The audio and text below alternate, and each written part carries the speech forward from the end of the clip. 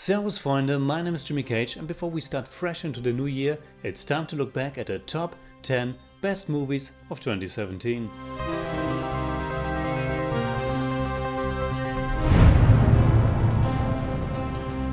I said it about last year and I repeat it for 2017. It was a good year for movies, because even if there's a lot of garbage coming out, mostly during the summertime, there are always great films to find as well. Do the bad or mediocre outweigh the great or good? For sure, but it would be strange otherwise. There are so many components to a film, and when everything falls into place and works, it's actually a little wonder. Also, 5 or 10 years from now you won't remember all the bad ones, while the good will come back to you. As you all know, I'm living in Austria, and therefore I'm not able to catch all the small indies, because they are often released later and in some cases not at all here. So before we begin, let me just mention some that might be strong contenders, but I simply haven't seen them. Phantom Thread, The Disaster Artist, Call Me By Your Name, The Post, Lady Bird, All the Money in the World, and Molly's Game. It's almost a full top 10 list by itself, if there's something for me of course, because after all this will be my very personal list, and because it's once again a very crowded year, I will throw in some honorable mentions as well. Keep also in mind that I've seen most of the films only once, and revisiting them might easily lead to a new ranking. But without further ado, let's get started. Whoa. Let's go, come on! Number 10. The Florida Project. After Tangerine, filmmaker Sean Baker gives us yet another reason why he should be considered one of the most humane storytellers working today. The Florida Project is a warm and honest depiction of childhood, a fascinating look at a different world, and overall simply a wonderful emotional movie. At times it feels like a fairy tale, and yet it's always very realistic and authentic. This goes also for my first honorable mention, where we are at the opposite depicted age. John Carroll Lynch gives the legendary Harry Dean Stanton a last chance to shine in his directorial debut, Lucky. Also in the film, David Lynch and the Tortoise. There are some things in this universe, ladies and gentlemen, that are bigger than all of us. And a tortoise is one of them. Number 9 on my list goes to a superhero movie, and once again, there has been plenty this year. Minor spoiler alert, there won't be another one that's higher on my list, and therefore I will give you my quick ranking of all of them until we come to my favorite one. Last, and indeed least for me, is Power Rangers. And it only makes the list because I've seen it.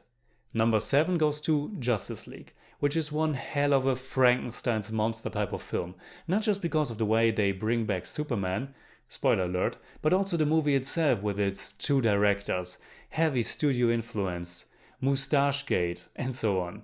My number 6 was actually one of my absolute most anticipated movies of the year, but I ended up just liking it okay. Thor Ragnarok. My 5 is probably even more controversial, because I'm one of the few people who are not completely in love with Logan. I do think it's a pretty good film, but I don't regard it as high as many others do. Now we're coming to the 4 superhero films this year that I liked so much that the ranking is kind of interchangeable. Number 4 is Spider-Man Homecoming, the big collaboration between Marvel Studios and Sony, and it turned out pretty amazing, pun absolutely intended. My number 3 is not just the best film involving Batman this year, but simply one of the best Batman films in general. And of course I'm talking about the Lego Batman movie. My 2 is a film that seems to be loved by one half and looked down upon by the other. But me personally, I absolutely adored Guardians of the Galaxy Volume 2. And for my number 1 spot when it comes to this year's best superhero movie, you can pretty much guess it by now. It's the one that's the most inspiring, most heartfelt, most charming, and easily the most cultural influential.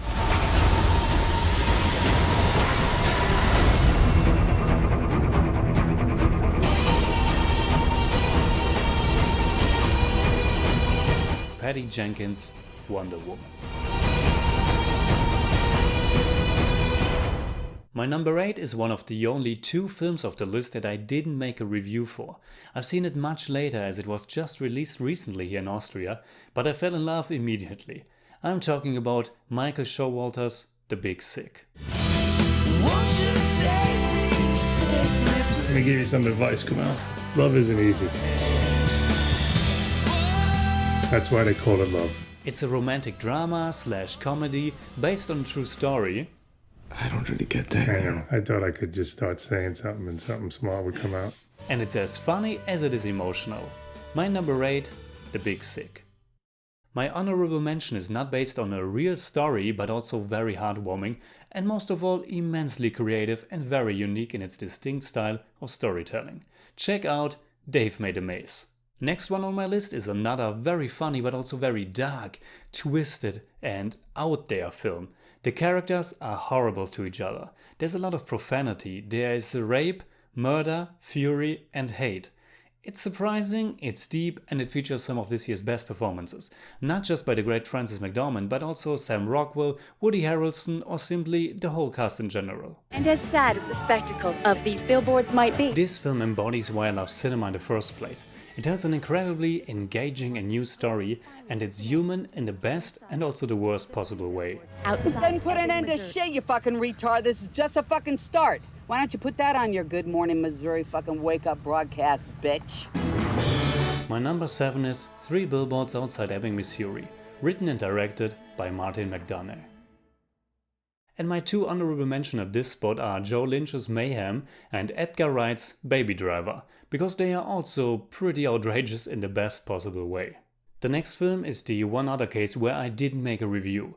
Once again, I've seen it much later after its US release, and maybe it's a good thing. I've watched this by myself, with a blanket on my couch, headphones on in the middle of the night, and I cried my eyes out. I'm a very emotional moviegoer in general, but this one hit me so hard I couldn't believe it. And it's not even that it's an extremely sad or depressing film, but it offers this immense possibility of reflecting one's own history, experiences, past relationships, growing up, place in the world, or simply all the crazy emotions we human beings have to deal with in our lives. It just overwhelmed me.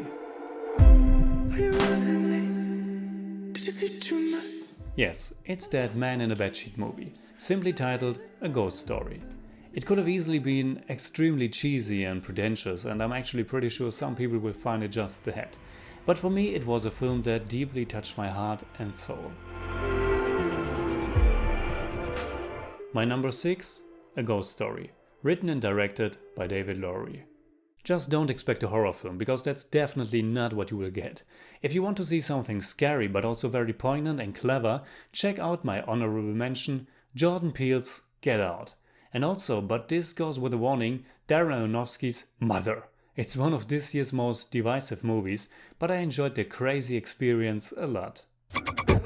My next pick belongs to the greatest cinematic discovery I made this year, Indian director S.S. Rajamouli and his 2-part epic Baahubali.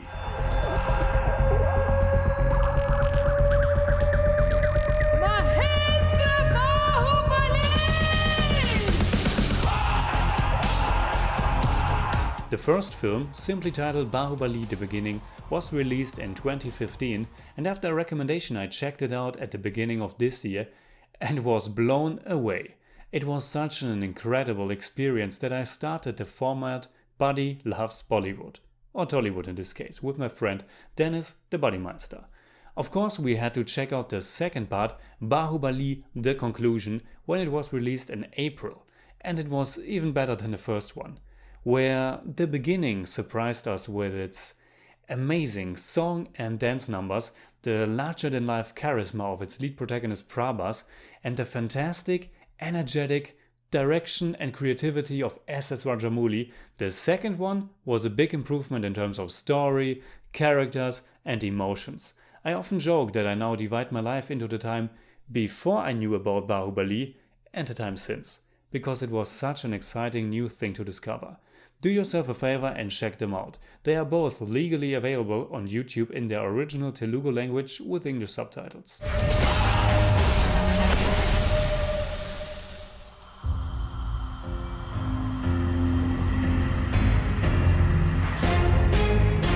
My 2 quick honorable mentions go to movies that are completely different, but at least in terms of their epic scale and ambition, similar. Denis Villeneuve's Blade Runner 2049 and Christopher Nolan's Dunkirk.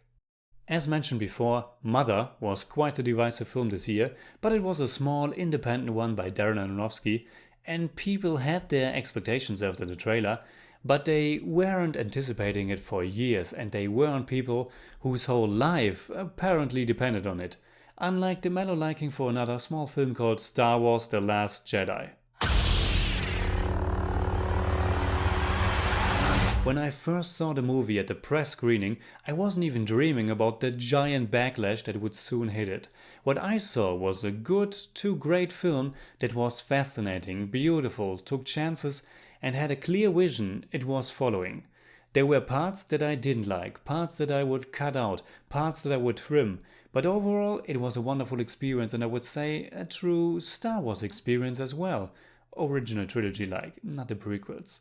Now I've seen it 3 times on the big screen, and I would instantly go again if I had the time. After all those years and after many terrible entries in the franchise, Star Wars is still holding and will always hold a very special place in my heart.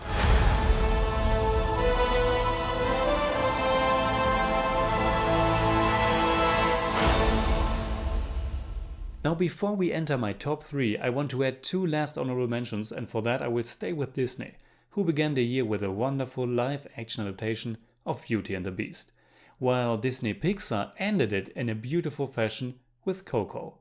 My number 3 is probably not making a lot of top 10 lists, and the reason being is not that it's not a great film.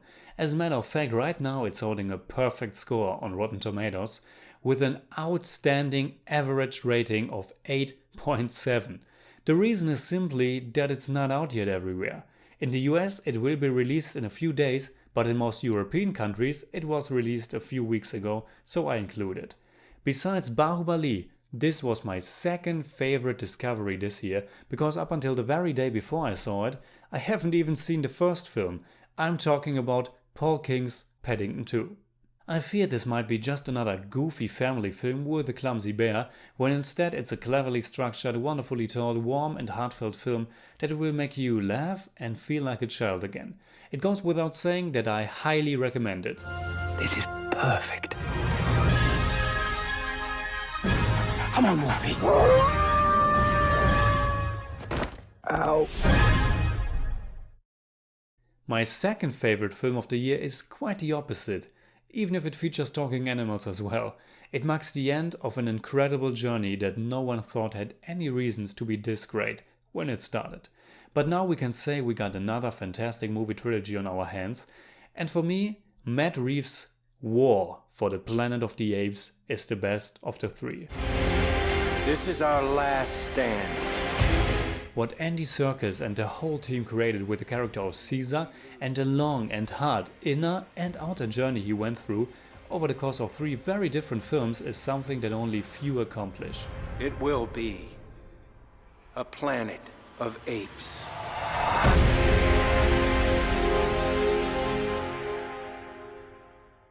And now, to complete the unofficial top 3 trilogy of amazing animal / creature centered films this year, my number 1 most favorite movie of 2017 is something I wasn't expecting at all from a director I didn't think would bring it again to this degree. It's a film that's combining so many elements that hit all my sweet spots.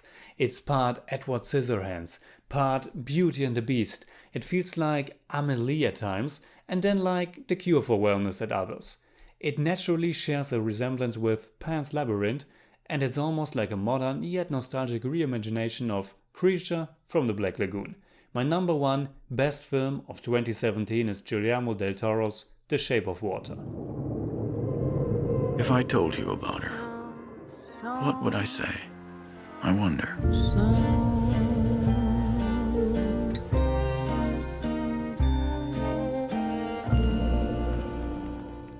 It's a dark fairy tale for adults, a story of outsiders, told in a way that only a visionary director like Del Toro is capable of.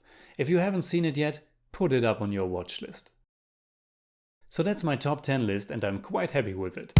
Have you seen some of the movies? Have you seen them all? What did you think about them? And also, what is your personal top 10 list? Please let me know in the comments below. I wish you all a happy new year 2018 and hope to see you again back on my channel as we continue to talk about the good, the bad, and the ugly of cinema. About the unsuspected, fascinating, gross, funny, emotional, and so on. You can hit me up on Twitter, Facebook and Instagram simply at The Jimmy Cage. And if you enjoyed this video, please give me a thumbs up, share, subscribe, whatever you like. And make sure you hit that bell for all I have to tell.